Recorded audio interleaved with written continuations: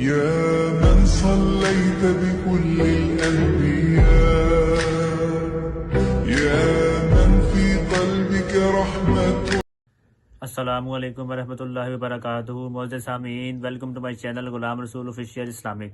آج 3 سوال بہت ہی اہم نماز کے متعلق پوچھنے میں آئے ہیں. آج ہم وہ سوال بھی آپ کو بتائیں گے اور اس ویڈیو میں مکمل اس کا جواب بھی بتائیں گے. سوال یہ ہے جی کہ کیا نماز کے واجبات کتنے ہمیں بتایا جائے. کوئی بتاتا ہے 6 ہیں، کوئی 7 ہیں، کوئی 8 بتاتا ہے.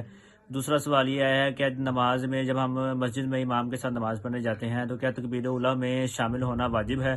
تیسرا سوال یہ پوچھنے میں آیا ہے کہ جی ہم اگر امام کے ساتھ نماز پڑھنے جائیں تو کیا جو اگر امام صاحب رکوع میں چلے جائیں اور ہم رکوع میں شامل ہوں تو کیا ہماری وہ رکعت ہو جائے گی. تو پہلا سوال جس کا جواب یہ ہے کہ پیارے بھائی، پہلی بات یہ ہے کہ نماز کے ٹوٹل 14 واجبات ہیں. نہ 6 ہیں، نہ 7 ہیں، نہ 8 ہیں.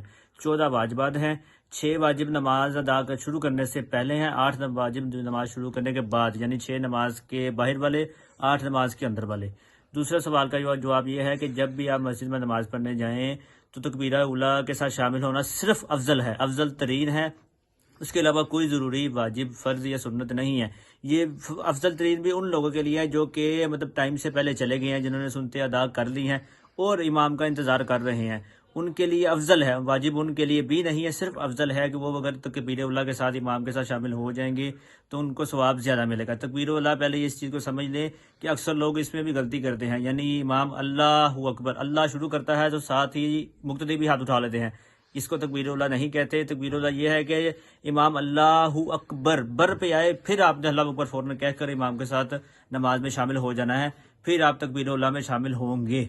اور تیسرا سوال یہ ہے کہ آپ مسجد میں نماز پڑھنے گئے ہیں امام کے ساتھ، کوئی بھی رکعت چل رہی ہے، یعنی پہلی، دوسری، تیسری یا چوتھی یا 2 رکعتوں والی نماز یا 4 رکعتوں والی، کوئی بھی نماز چل رہی ہے، کوئی بھی رکعت چل رہی ہے، اگر آپ اس رکعت میں رکوع میں شامل ہو گئے ہیں تو آپ کی وہ رکعت ہو جائے گی.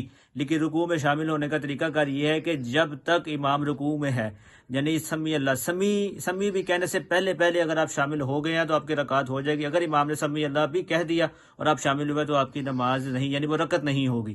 تو یہ تھا ان تینوں سوالوں کا جواب. اور اگر میرے کسی بھائی کو اور بھی کوئی مسئلہ مسائل ہو تو آپ ہمیں کمنٹ میں بتا سکتے ہیں، ہم ان کے متعلق بھی اسی طرح ویڈیو بنا کر آپ کو اس کا جواب دیں گے. تمام بھائی نیت کریں کہ مجھے اپنی اور ساری دنیا کے لوگوں کی اصلاح کی کوشش کرنی ہے، انشاءاللہ عز و جل.